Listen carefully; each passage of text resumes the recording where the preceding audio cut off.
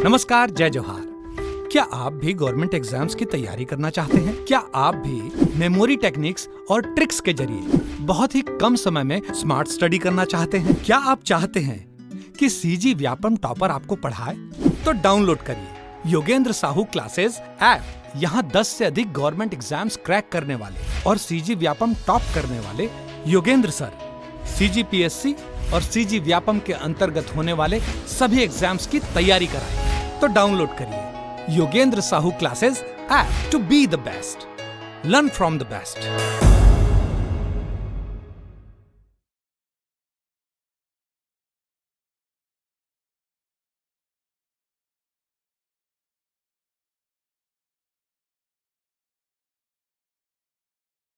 नमस्कार दोस्तों, स्वागत है आपका योगेंद्र साहू ऑनलाइन क्लासेस में। आज से 8 साल पहले जब मैंने भी एक भी गवर्नमेंट जॉब क्रैक नहीं किया था, तब मेरे मन में भी यही सवाल आता था कि ये जो टॉप करते होंगे कितना पढ़ते होंगे, कैसे पढ़ते होंगे, क्या इनकी स्ट्रेटजीज रहती होगी जो एक बार में एग्ज़ाम निकाल लेते हैं या टॉप कर देते होंगे। ये सवाल मेरे मन में आता था और मुझे मालूम है जिन भी लोगों ने थंबनेल देखकर ये वीडियो ओपन किया है, ये वीडियो देख रहे हैं, उनके मन में भी यही सवाल होगा कि ऐसा क्या खा पी लेते हैं कि कोई 100 में 86 मार रहा है, 87 मान रहा है। और आजकल व्यापम के एग्जाम्स में देखेंगे 85% मार्क्स कॉमन हो गया है। मंडी इंस्पेक्टर से आप देखते हो आ रहे होंगे, 1.5 साल 2 साल हो गया होगा, 1.5 साल पहले 150 में उस बच्चे ने 121 स्कोर किया। मतलब लगभग 80%, 80-85% आजकल कॉमन हो गया टॉप करने के लिए। और सिलेक्शन के लिए आप 75% से नीचे तो सोच ही नहीं सकते। तो ऐसी क्या रणनीति अपनाते होंगे सभी के सभी, आज इस वीडियो में डिस्कस करेंगे। ठीक, मेरा 17 एग्जाम निकालने का अनुभव रहा है। कई एग्जाम्स मैंने टॉप किए हैं। 2022 में फर्स्ट रैंक है, 2018 में सेकंड रैंक है, सीजीपीएससी एआर एग्जाम में रिटन एग्जाम में 5th रैंक था। उसके अलावा सहकारिता में 23rd रैंक है।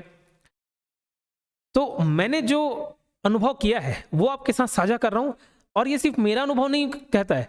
अभी हाल फिलहाल हॉस्टल वार्डन के जितने भी सेलेक्टेड स्टूडेंट्स हैं, मैंने बात किया, टॉपर से बात किया और जो मैंने उनका सजेस्ट किया वही वो फॉलो किए।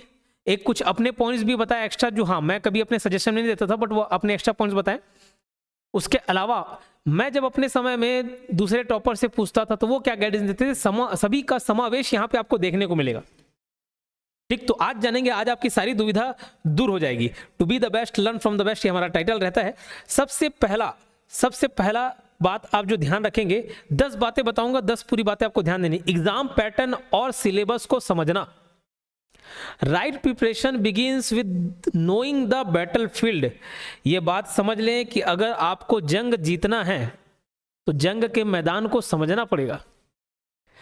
पानीपत, बैटल ऑफ पानीपत का युद्ध हुआ इब्राहिम लोदी और बाबर के बीच। बाबर सबसे पहले क्या किया, युद्ध स्थल का निरीक्षण किया। ये जिस बैटल फील्ड में मुझे लड़ना है वो जानूं तो, वो समझूं तो कि मेरे अनुरूप है कि नहीं, कैसे मैं अपने सेना को वहां पे सजाऊंगा। तो सबसे पहले हमको अपने बैटल फील्ड को जानना होता है। यानी कि आपके लिए बैटल फील्ड क्या है, एग्जाम पैटर्न और सिलेबस को समझना। अब इसमें बहुत सारी चीजें समाहित हो जाती है। सबसे पहली बात तो ये कि आपका जो एग्जाम होता है, खास करके व्यापम की बात कर रहा हूं, वो एमसीक्यू बेस्ड होता है। एमसीक्यू सॉल्व करने होते हैं। अब मैं ये बोल के थक गया बच्चों को, लेकिन ये चीज फॉलो नहीं करते। आपको थ्योरीज पढ़ना तो है ही, थ्योरीज तो पढ़ना है ही, लेकिन साथ ही साथ एमसीक्यूज भी सॉल्व करना हो, क्योंकि अल्टीमेटली एग्जाम में आपको वही फॉलो करना है। एग्जाम में तो वही फेस करना है। तो आप भैया तलवारबाजी सीख के गए और वहां तीर धनुष से आपका सामना हो जाए तो कैसे परफॉर्म करेंगे। तो सिर्फ थ्योरी फॉलो नहीं करना होता, वही नहीं पढ़ना होता, एमसीक्यू भी। और एमसीक्यू में टेस्ट सीरीज भी आ जाते हैं। इसलिए मैं हमेशा टीओटी का फॉर्मूला देता हूं, golden rule, theory objective test series, ये आपको समझना है। अब जब दूसरी बात, आप एमसीक्यू पैटर्न है ये जान गए तो ये समझना जरूरी कि हर एक चीज एकदम रटते नहीं बैठे रहना है, क्योंकि क्वेश्चन के साथ जब 4 ऑप्शन देता है तो ऑटोमेटिक आपको चीजें याद आ जाती हैं। तो हर सब्जेक्ट एकदम रटते नहीं बैठे रहना, एकदम रटते बैठे रहोगे, सोचोगे कंठस्थ करके ही जाऊं एग्जाम में, नहीं तो नहीं जाऊंगा, ऐसे में जीवन बीत जाएगा, कंठस्थ नहीं हो पाएगा। तो कुछ चीज़ें रैंडम बस पढ़ के जानी होती है। हाँ, कुछ चीज़ को कंठस्थ जरूर करना पड़ेगा, लेकिन बहुत सारी चीज़ों को, क्योंकि एग्जाम में सवाल कहीं से भी पूछ दिए जाते हैं, तो कुछ को एटलीस्ट 1-2 बार गो थ्रू करना होता है, एक बार सिलेबस को कंप्लीट करना होता है। लेकिन आप रटते बैठे रहेंगे तो पूरा सिलेबस कंप्लीट नहीं होगा। बेशक जो बार बार पूछे जाते हैं, जो इंपॉर्टेंट टॉपिक्स है उसको तो रट के जाना ही है, लेकिन बहुत सारी चीज़ों को एक बार गो थ्रू करना होता है, ताकि 4 आप जब ऑप्शन देखें ना तो आपको इजीली वो पकड़ में आ जाए। सिलेबस को समझना, सिलेबस और सिलेबस के अकॉर्डिंग जो मार्क्स डिस्ट्रीब्यूशन रहते हैं हॉस्टल वार्डन में, जब मालूम है कि 30 मार्क्स का कंप्यूटर है तो हम 30 मार्क्स के लिए मेहनत क्यों नहीं करें, जितना हो सके, जितना संभव हो सके हम कंप्यूटर करेंगे। तो जब भी व्यापम का एग्जाम होता है तो आपको ये देखना होता है कि कौन से पोर्शन से ज़्यादा मार्क्स है आ रहा है। हाल फिलहाल की बात बता रहा हूँ, सहकारिता। अब मेरी मंशा वो नहीं रहती कि मैं एग्ज़ाम निकालूं और वो जॉब ज्वाइन करूं, ये कि मैं भी बच्चों को पढ़ा रहा हूं और उसके चलते एग्ज़ाम, चूंकि मैं as a teacher, as a tutor, मुझे एनालिसिस करना होता है, मैं एग्ज़ाम में बैठ जाता हूँ, रियल लाइफ एग्ज़ाम दे दिए, समझ आ जाता है एनालिसिस किस प्रकार के पैटर्न में। सहकारिता एग्ज़ाम में लास्ट में बैठा, 23वां रैंक था। मैं ये बता रहा हूँ, सहकारिता जो अधिनियम था वो बच्चों को मैंने पढ़ाया और वो सबसे ज़्यादा पोर्शन, सबसे ज़्यादा वेटेज उसी का था। तो जिसका जितना ज़्यादा वेटेज रहता है उसको उतना ज़्यादा ध्यान देना होता है। अब बच्चों को वही पढ़ाया, वो पढ़ाया तो याद रह गया, उसमें ज़्यादा मार्क्स आए। ऐसा नहीं कि बाकी सब्जेक्ट में नहीं है, बाकी सब्जेक्ट में भी थोड़ी बहुत प्रिपरेशन थी। 80 मार्क्स का जो मूल्यांकन हुआ था उसमें ठीक ठाक मार्क्स आ गए, 23 रैंक आ गया। लेकिन मैं ये बताना चाह रहा हूँ कि इनपुट आउटपुट रेशो का ध्यान देना होता है। जिन सब्जेक्ट में ज़्यादा मार्क्स मिलेगा उसको ज़्यादा तैयारी करनी पड़ती है। तो ये था एग्जाम पैटर्न, सिलेबस को समझना। और इसके लिए क्या बताया, थ्योरी तो पढ़ना ही पढ़ना है, एमसीक्यूज देखना ही है, प्रीवियस ईयर क्वेश्चंस देखना ही है। इससे आपको अंदाजा हो जाता है कि एग्जाम किस तरीके से पूछा जा रहा है। पैटर्न बदलता जरूर है, लेकिन एकदम से यू टर्न ले लेगा ऐसा नहीं है। ठीक है, चलिए। लोग बोलते हैं सर कूट, अरे जो पढ़ रहा है बच्चा उसके लिए कोई कूट सूट इंपॉर्टेंट नहीं रखता है। 4 पॉइंट को मिलाकर एक क्वेश्चन भर दिया, क्या दिक्कत है? 4 पॉइंट है, एक क्वेश्चन, वो 4 क्वेश्चन बन सकते थे, एक क्वेश्चन कर दिए, बस उतना ही डिफरेंस है और कुछ नहीं, लेंदी हो जाता है। चलिए, time management. Time is what we want most but what we use worst. Time management पे बहुत ही एक अच्छा कोर्स भी लॉन्च किए थे हम लोग 199 रुपीज़ में। उसमें मैंने टाइम मैनेजमेंट कैसे करना है, कैसे स्टूडेंट को अपना जीवन शैली जीना है, जीवन शैली अपनाना है, कैसा, वो मैंने बताया हुआ है।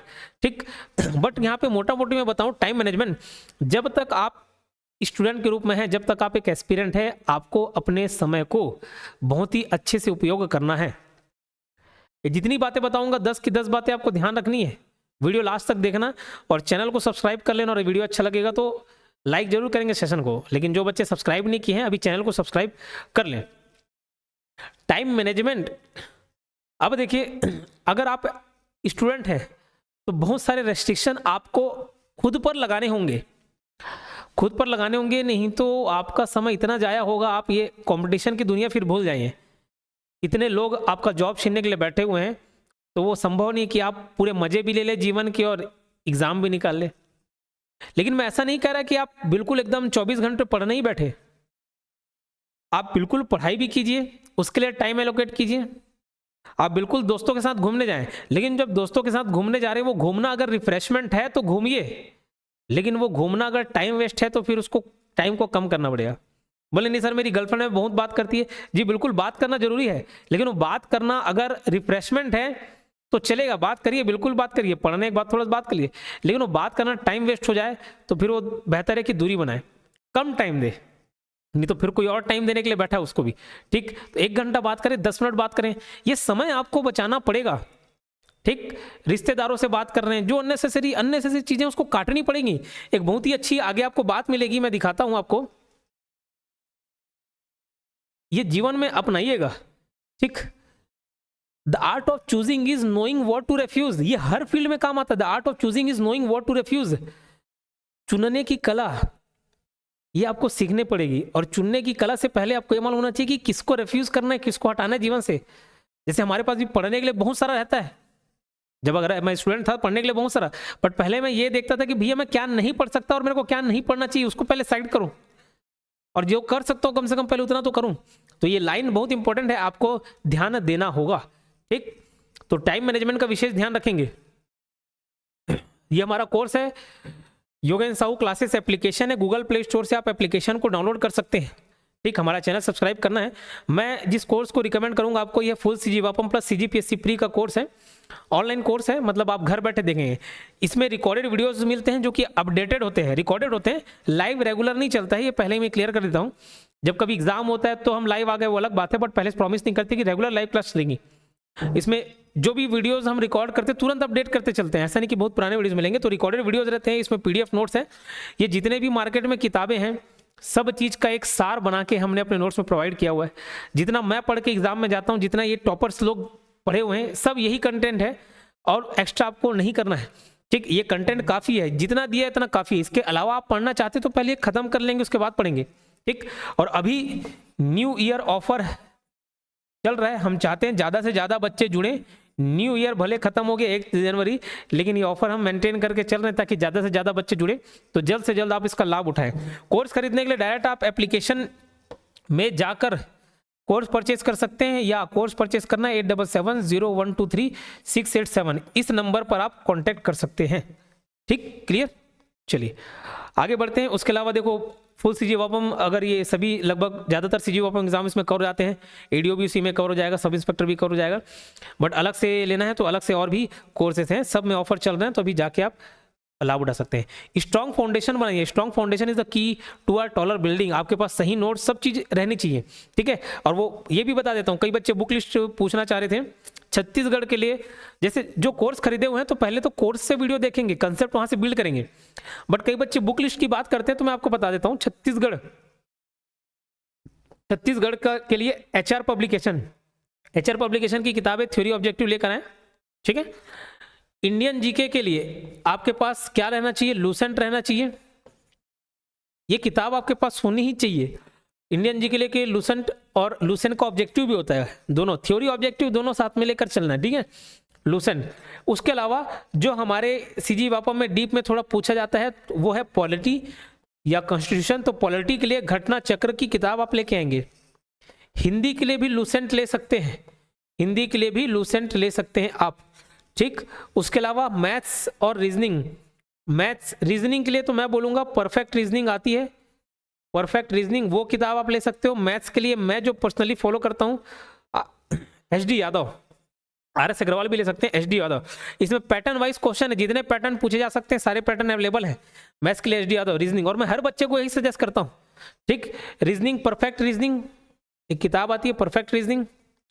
इंग्लिश के लिए परफेक्ट, ये परफेक्ट की ही किताब आती है, परफेक्ट इंग्लिश, लेकिन ये थोड़ा डीप है समझना, मतलब इसमें टाइम लगेगा आपको, है ना, लेकिन सभी चीज़ें लगभग दी हुई हैं, तो ये बुक लिस्ट आपको फॉलो करनी होती है। ये किताबें बता दी, बेसिक किताबें हैं, ठीक, लेकिन यही सारी किताबों का सार, क्योंकि किताब में क्या पढ़ना है क्या छोड़ना है समझ नहीं आता, यही सारी किताबों का सार हमारे कोर्सेज में रहते हैं। Topic wise preparation strategy, divide your task, conquer your goals. हमको हमेशा ये लगता है कि एक ही बार में सब चीज़ कर ले, एक ही बार में पूरा छत्तीसगढ़, एक ही बार में पूरा इंडियन जीएस। आपको जब एक रोटी खाना होता है तो एक रोटी को सौगे मुंह में डाल लेते हैं या नहीं, उसको टुकड़ों में तोड़ते हैं, एक एक निवाला करके खाते हैं। आप जब भी बड़ा टास्क उठा लेंगे ना तो आपको डिमोटिवेशन फील होगा, क्योंकि बड़े टास्क को कंप्लीट करने के लिए ज़्यादा समय, ज़्यादा एनर्जी और ज़्यादा दृढ़ संकल्प लगेगा, जो कि आमतौर पर बच्चे में नहीं होती है। तो बड़े टास्क को छोटे छोटे और मल्टीपल टास्क में बांटिए, छोटे छोटे सब टास्क में बांटिए और उसको कंप्लीट करना चालू करिए, ठीक, समझ आ रही बात। जैसे अगर अभी मान के चलिए हाल फिलहाल में सीजीपीएससी प्री का एग्जाम है, अगर आप एकदम पूरे छत्तीसगढ़ को टारगेट लेके चलेंगे ना कि छत्तीसगढ़ एनीहाउ कंप्लीट करना है, बिल्कुल हमारा अल्टीमेट गोल वही होना चाहिए, बट छत्तीसगढ़ को भी बांटिए छोटे छोटे टॉपिक में, हिस्ट्री, जियोग्राफी, पॉलिटी, छत्तीसगढ़ का पॉलिटी तो नहीं होता है, छत्तीसगढ़ का हिस्ट्री, छत्तीसगढ़ का ज्योग्राफी, छत्तीसगढ़ का आर्ट एंड कल्चर, ऐसे टॉपिक में बांटिए और धीरे धीरे उसको तैयारी किए। हिस्ट्री भी बड़ा लग रहा है तो उसको भी एंशिएंट, मिडिवल, मॉडर्न ऐसे बांटे और छोटे छोटे हिस्से में, टुकड़ों में बांट के पढ़ें, ठीक। पोमोडोरो टेक्निक अपना है, पोमोडोरो, बहुत सारे टेक्निक से पढ़ाई के। आमतौर पे क्या होता है, लगातार आप सोचेंगे कि 3 से 4 घंटे, 5 घंटे, 6 घंटे बैठ के पढ़े, तो संभव नहीं है। कई लोग सीटिंग हैबिट बना लेते हैं, लेकिन ज़्यादातर बच्चों में सीटिंग हैबिट नहीं होती है। तो मैं अपना पर्सनल एक्सपीरियंस शेयर करता हूँ, मैं 20 से 30 मिनट की पढ़ाई करता था, अब मुझे मालूम है कि इसके बाद भी अब बोर लगना चालू हो जाता है, इसके बाद मेरे दिमाग में कुछ घुसने को नहीं, तो 20 से 30 मिनट एक टॉपिक पढ़े, टॉपिक चेंज, 5-10 मिनट का ब्रेक लिए, फिर दूसरा टॉपिक उठा लिया, 20 से 30 मिनट पढ़े, फिर कभी मैथ्स उठा लिया, उसमें तो 40-50 मिनट लग ही जाते हैं। ऐसे ब्रेक, छोटा छोटा ब्रेक लेके बहुत सारे सब्जेक्ट्स, इससे आपको आलस भी नहीं आएगा और लंबे लंबे टॉपिक्स भी हो जाएंगे। समझ आ रही बात? और सबसे जरूरी चीज यहाँ पे जो फॉलो करनी होती है, काइजन रूल। इसके ऊपर मैं एक अलग से वीडियो बनाया था 1.5-2 साल पहले। काइजन रूल मेरे जीवन में सफलता के बहुत सारे सूत्र है, उसमें से एक सूत्र ये भी है, काइजन रूल। एक जापानी टेक्निक है, हमारा मन हमको आलसी बना के रखता है। आप सोचोगे ना कि आज 8 घंटे पढ़ लेता हूँ, आपका मन टाल मटोल करेगा, चलो ना आधे घंटे बाद बैठूंगा, 1 घंटे बाद बैठूंगा, थोड़ा समय बीत जाएगा, उसका लगेगा कि कल सुबह से करता हूँ, फिर कल लगेगा परसों से करता हूँ। इस दुष्चक्र को तोड़ने के लिए आपको काइजन रूल अपनाना पड़ेगा। काइजन रूल बोलता है छोटे छोटे टुकड़ों में बांटो हर एक चीज को। मुझे एक रूम साफ करना होता है, पहले मैं सोचता था कि रूम साफ करने में पूरा 1 दिन लग जाएगा, तो वो कभी साफ ही नहीं हुआ साल भर। अब मैंने अपनाया काइजन रूल कि हाँ, हर बार 2 मिनट 5 मिनट के हिस्से में जितना हो सके उतना कर लूंगा। तो कुछ सामान बिखरे उसको साफ कर ली, फिर अगली बार थोड़ी देर बाद फिर कुछ समय छोटे छोटे हिस्सों में बांट के वो 1 दिन में पूरा रूम भी साफ। ऐसे जब मुझे पढ़ना होता है, जब मैं अपने समय पढ़ाई करता था, मैं एक जनरल नॉलेज के लिए यूपीएससी के कोर्स, पेन ड्राइव कोर्स आता था, वो ऑर्डर किया हूँ। 50,000 का कोर्स था। अब पैसा भी उतना दे दिया, यार पढ़ना भी है, नहीं पढ़ेंगे तो पैसा वेस्ट। अब एक एक लेक्चर उसमें 3-3 घंटे के होते थे। अब मेरा मन नहीं करता था 3 घंटे पूरे लेक्चर करने के लिए। मैं अपनाता था काइजन रूल कि 3 घंटे देखूंगा ही नहीं, मैं देखूंगा 10 मिनट, मैं देखूंगा 20 मिनट, 20 मिनट के बाद सोचूंगा। तो मन 20 मिनट के लिए मान जाता है, 3 घंटे के लिए माने ना माने, 20 मिनट के लिए मानेगा। 20 मिनट जैसे तैसे आप पढ़ लीजिए, फिर थोड़ा सा जैसे ही आप 20 मिनट पढ़ेंगे ना, आप फ्लो स्टेट आना चालू होता है। एक बार मन को किसी काम में लगाना होता है, ऑटोमेटिक वो फ्लो स्टेट में आ जाता है। तो ये काइजन रूल को जरूर अपना के देखिएगा, ठीक। टेस्ट सीरीज भी है, मैं जैसे बोलता हूँ कि theory, objective, test series, TOT, तीनों को कॉम्बिनेशन होना चाहिए। क्लास के लिए तो आप वो कोर्स परचेस कर सकते हैं, और किसी की तैयारी पहले से है तो भी ये टेस्ट सीरीज अपना सकते हैं, और जिसकी नहीं है वो भी टेस्ट सीरीज साथ लेकर चल सकते हैं। जैसे अभी सीजीपीएससी प्री का टेस्ट सीरीज चल रहा है, ठीक। इसमें आकाश सर वीडियो एक्सप्लेनेशन भी देंगे। इसकी फीस 349 रुपीज़ है, वो इसीलिए क्योंकि इसमें वीडियो एक्सप्लेनेशन भी है। करंट अफेयर का टेस्ट सीरीज है, 1000 MCQ से हिंदी मीडियम में, इसकी फीस 249 रुपीज़ है। इसमें कोई एक्सप्लेनेशन नहीं है। लेकिन सबसे ज़्यादा टेस्ट सीरीज जो मैं रिकमेंड करूंगा और जो सबसे ज़्यादा बच्चे लेते हैं, वो छत्तीसगढ़ का टेस्ट सीरीज है। इसमें मनीष सर वीडियो एक्सप्लेनेशन के साथ आपको समझाएंगे डीप में जो क्वेश्चंस आजकल पूछे जा रहे हैं और जो किसी किताब में नहीं मिलेंगे, नए क्वेश्चंस फ्रेम किए हुए, ये भी आपको क्वेश्चंस यहाँ पे मिलेंगे, ठीक। ऐसे टेस्ट सीरीज हैं अगर आप देखना चाहेंगे।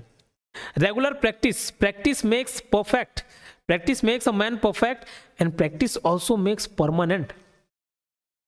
बहुत सारे बच्चों की शिकायत होती है कि सर हम भूल जाते हैं। अरे इसीलिए भूल रहे हो क्योंकि आप प्रैक्टिस ही नहीं कर रहे हो।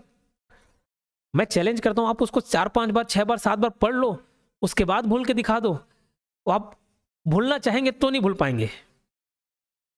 समझ आ रही बात? एक शायरी थी, एक शेर है, यादों में उसकी याद थी, क्या याद था कुछ याद नहीं, उसकी याद में सब कुछ भूल गए हम, क्या भूल गए कुछ याद नहीं, अब बस याद है तो वो, पर क्यों याद है ये याद नहीं।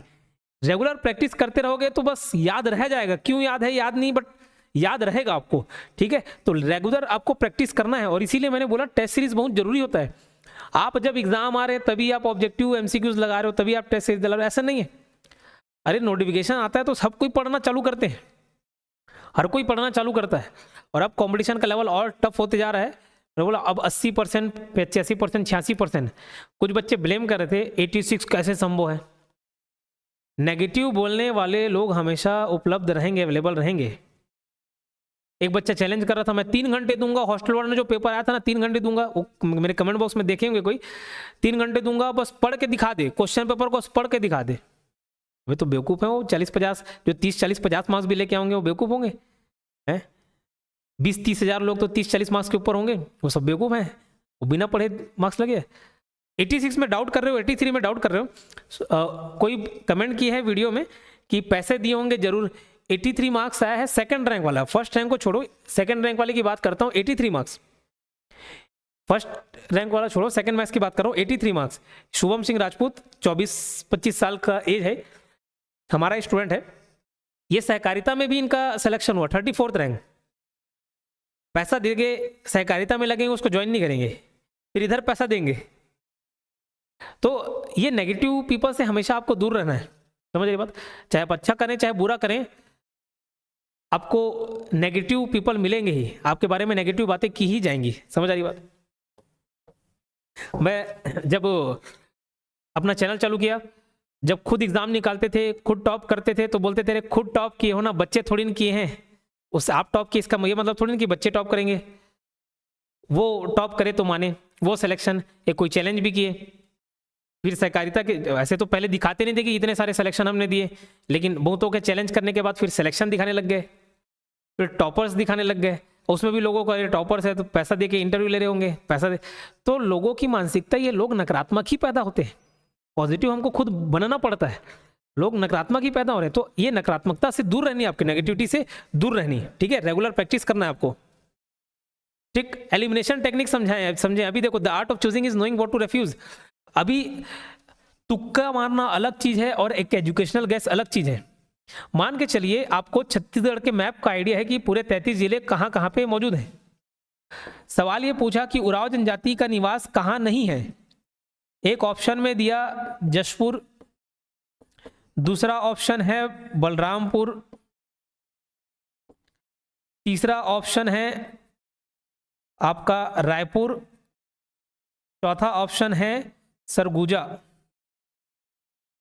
अब बोलेगा यार उराव जनजाति के बारे में तो मैं पढ़ा ही नहीं हूं, तो इसको क्वेश्चन को स्किप कर दे। तो ऐसा नहीं है, कभी कभार एलिमिनेशन टेक्निक अपनाना होता है।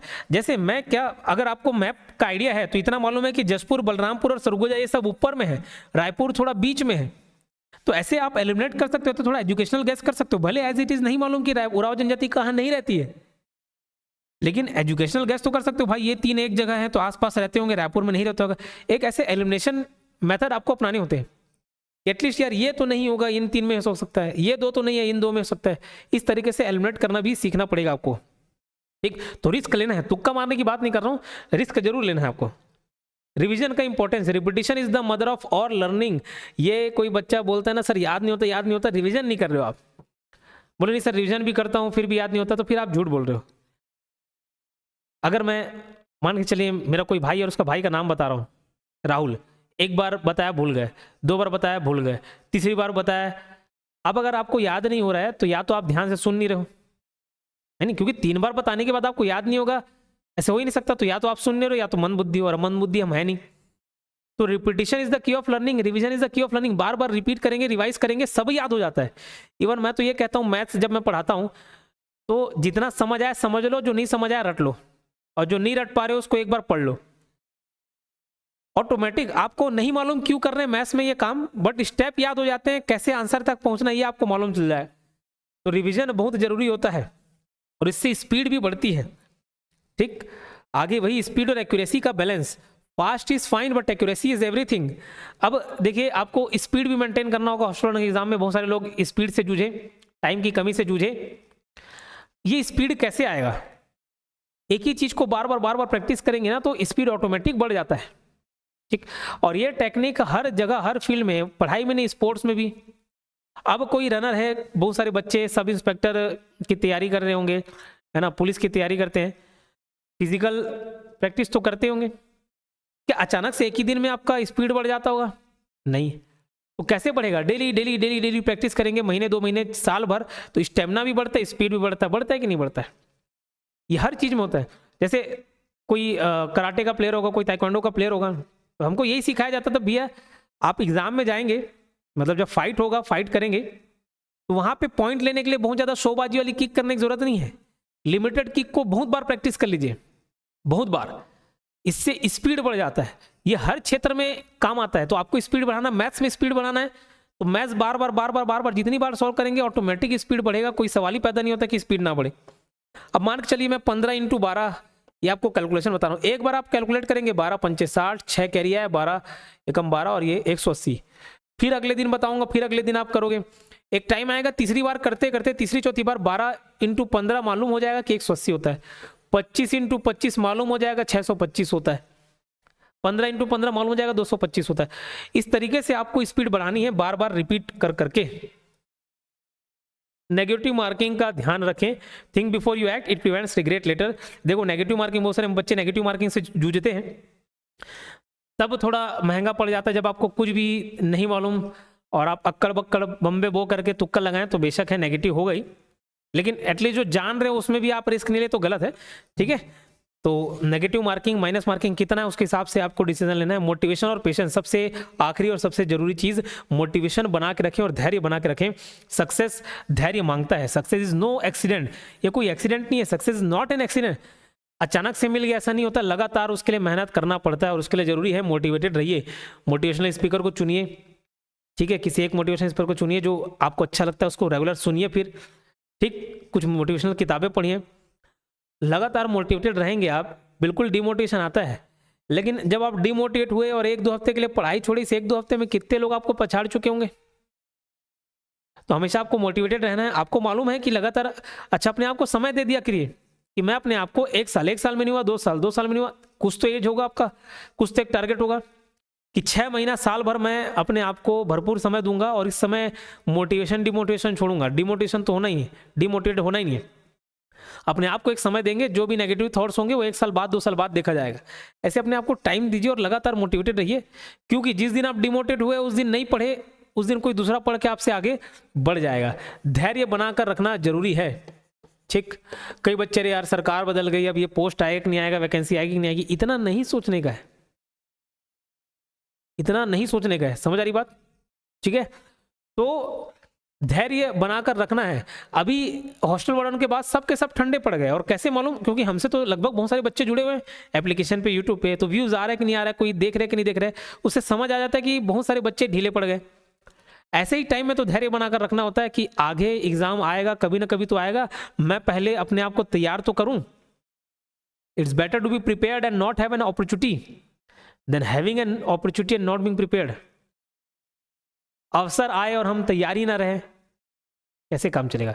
इससे बेहतर है कि हम तैयार रहें, भले हमारे पास अवसर हो ना हो, जब कभी अवसर आ जाए तो हम उस अवसर को भुना लें, ठीक। तो ये सेशन अच्छा लगा होगा तो एक लाइक बटन पर क्लिक जरूर करें, कमेंट बॉक्स में अपना रिएक्शन जरूर दें, और कोर्स परचेस करने के लिए 8770123687 इस नंबर पर कांटेक्ट और कॉल जरूर करें बेझिझक, ठीक। मिलते हैं नेक्स्ट वीडियो में, धन्यवाद।